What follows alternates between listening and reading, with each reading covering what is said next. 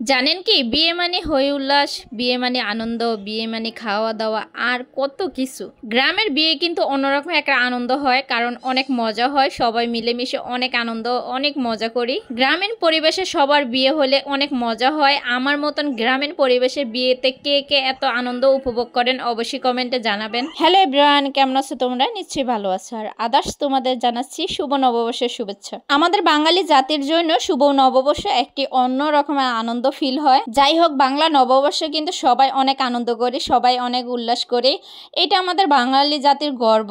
আমাদের গ্রামে কিন্তু প্রতি বছর এরকম বৈশাখী মেলা হয়, আর বৈশাখী মেলাতে আমরা অনেক মজা করি, অনেক আনন্দ করি। এখন সময়টা পহেলা বৈশাখ মানে অন্যরকম, বাঙালির একটা অন্যরকম অনুভূতি। যাই হোক, পহেলা বৈশাখ আমরা সবাই উদযাপন করি, কম আর বেশি। গ্রামের মানুষ তেমন একটা শাড়ি বা চুড়ি ফিতা দিয়ে চুল বাঁধে না, তেমন একটা খুবই কম। শহরে কিন্তু পহেলা বৈশাখের দিন অনেক সুন্দর করে শাড়ি পরে তারপরে ঘুরতে যায়, আর বিভিন্ন পার্কে চলে যায়। আর পার্কে গেলে দেখা যায় কি সুন্দর সুন্দর মেয়েরা, কি সুন্দর সুন্দর ছেলেরা চলে এসেছে। শুধু ছেলে মেয়েরা আসে না, সব ধরনের মানুষই আসে, সব ধরনের পেশার মানুষ আসে, তাদের ফ্যামিলি নিয়ে আসে, ফ্যামিলি নিয়েও ঘুরতে আসে, আর খুবই ভালো লাগে। আমরা বাঙালি জাতি শুভ নববর্ষের দিন আমরা কিন্তু খুবই মজা করি, খুবই আনন্দ করি। যাই হোক, শুভ নববর্ষ তো যাবে, এখানে আমাদের বিয়েও হচ্ছে, বিয়ের আনন্দ কিন্তু কম না।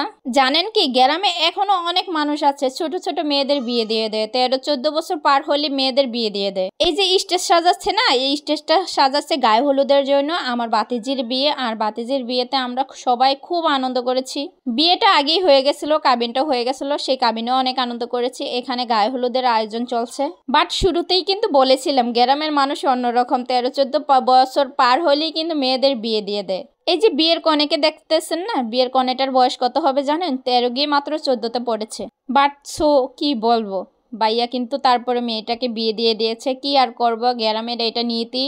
বাট আমারও খুব ছোট বয়সে বিয়ে হয়েছে, তখন তো অনেক বছর আগে, কিন্তু এখনো সেই যুগটা রয়ে গেছে। এখনো কি করে গ্রামের মানুষগুলো ছোট ছোট মেয়েদের ধরে বিয়ে দিয়ে দেয়। যাই হোক, অনেক কথা বললাম, অনেক গল্প করলাম, কিন্তু বিয়ে মানে কিন্তু অনেক আনন্দ, অনেক মজা, অনেক খাওয়া দাওয়া, হই হুল্লাস। আমার মতন কারা কারা গ্রামীণ পরিবেশে বিয়ে খেতে পছন্দ করেন? আমি তো ঢাকা শহরে থাকি, বাট গ্রামে তো বড় হয়েছি, গ্রামে সেই পরিবেশটা ফিল হয়। সবাই মিলেমিশে যখন বিয়েতে আনন্দ করি, ভালো লাগে অনেক। আমারও কিন্তু বাট খুব ছোটকালে বিয়ে হয়েছিল, তখন 14 গিয়ে 15 চলে, তখন আমার বিয়ে হয়ে গেছিল। বাট কি আর করা, ফ্যামিলিগতভাবে বিয়ে হলে যা হয়। যাই হোক, খুব সুন্দরভাবে কিন্তু স্টেজ সাজানো হয়েছে, আর আমাদের কনে বউটা খুব সুন্দর, মাশাল্লাহ, খুব মিষ্টি একটা মেয়ে, দেখতেও কিন্তু মাশাল্লাহ খুব সুন্দর, খুব সুন্দর একটা মেয়ে।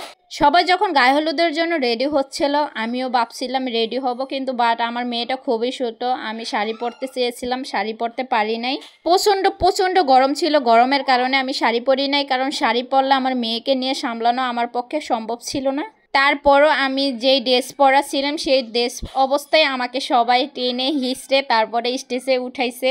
আমি সবাইকে অনেক অনুরোধ করছিলাম যে আমাকে স্টেজে উঠাইতে না, তারপর আমাকে উঠাইছে, বলছে না আপনাকে যেতেই হবে, আপনি যে অবস্থায় আছেন সেই অবস্থায় গায়ে হলুদ দিতে হবে। যাই হোক, আমার মিষ্টি এই বাতিজির জন্য সবাই দোয়া করবেন, ভালোবাসা রইল সবার জন্য। আর আমার ভিডিওটা আজকে এই পর্যন্ত, কি নেক্সট নতুন ভিডিও নিয়ে হাজির হবে, সেই পর্যন্ত ভালো থাকবেন, আল্লাহ হাফেজ।